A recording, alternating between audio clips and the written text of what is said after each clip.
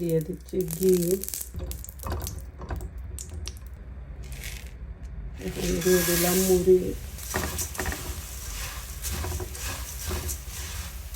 মুড়ি এইভাবে ভাজলে খুবই মচমচা হয়। মুড়ি তো এমনিতেই মচমচা থাকে, বাট এরকম ভাজলে আরও একটু মচমচা হয়। দেখুন হয়ে গেছে, নামিয়ে নিতেছি।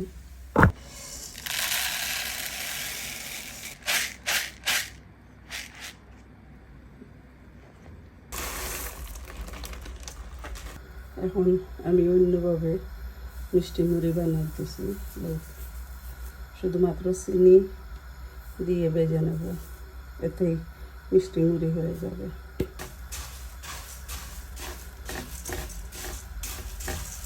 স্লো গ্যাসে ভাজতে হবে।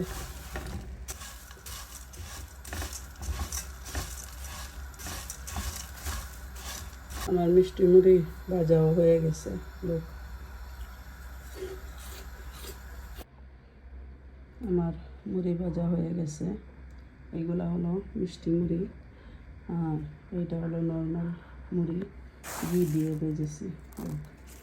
ঠান্ডা হওয়ার পরে পুরানো করে রেখে দেবো, খেতে খুবই সুস্বাদু লাগে।